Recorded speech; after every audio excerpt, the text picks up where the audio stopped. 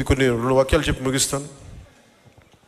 ముఖ్యమంత్రి జగన్ గారు మాట్లాడుతూ ఈరోజు కూడా నా దృష్టికి వచ్చింది, 33,000 మంది ఆడపిల్లలు వైసీపీ వాలంటీర్ల వల్లే అదృశ్యం అయిపోయారని నేను అన్నానంట. వారికి వివరణ ఇస్తున్నాను. నేను చెప్పింది మీరు డేటాబేస్ కలెక్ట్ చేయండి, మీ వాలంటీర్లు డేటాబేస్ కలెక్ట్ చేయటం వల్ల ఆ డేటా ఎక్కడో హైదరాబాద్లో ఉన్న ఒక కంపెనీకి వెళ్ళిపోయి ఆ కంపెనీ నుంచి లీక్ అది ఎటు వెళ్ళిపోయింది. అదే చెప్పాను తప్ప ఏ రోజు కూడా వాలంటీర్ వ్యవస్థ సంపూర్ణంగా వాళ్ళు చేశారని నేను ఎప్పుడు అనలేదు.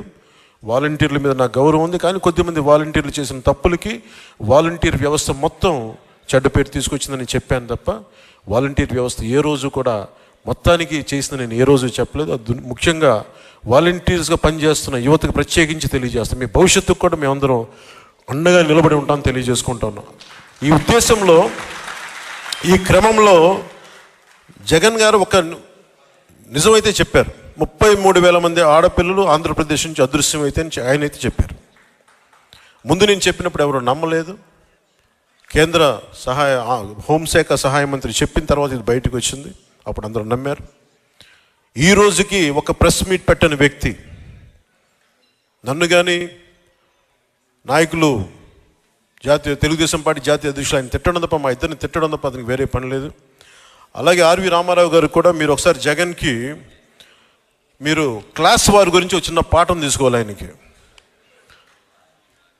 ఇన్ని ఇసుక రీచ్లు ఉంటే అనేక సర్పంచ్లు కానీ ఎంపీటీసీలు కానీ ప్రతి మండల స్థాయి వ్యక్తులు చాలామందికి ఉపయోగపడే ఒక ఇసుక రీచ్లని ఆయన ఒక కంపెనీకి దారాదత్తం చేసిన వ్యక్తి, ఒక కంపెనీకి దారాదత్తం చేసిన వ్యక్తి ఈ రోజున క్లాస్ వార్ గురించి మాట్లాడతాడు.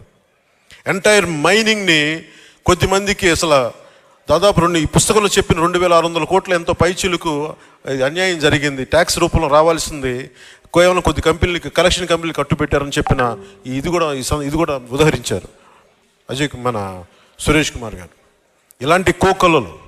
సో క్లాస్ వార్ గురించి ముఖ్యమంత్రి జగన్కి చాలా బలమైన పాఠం భవిష్యత్తులో తీసుకుంటాం. జగన్ మర్చిపోకు.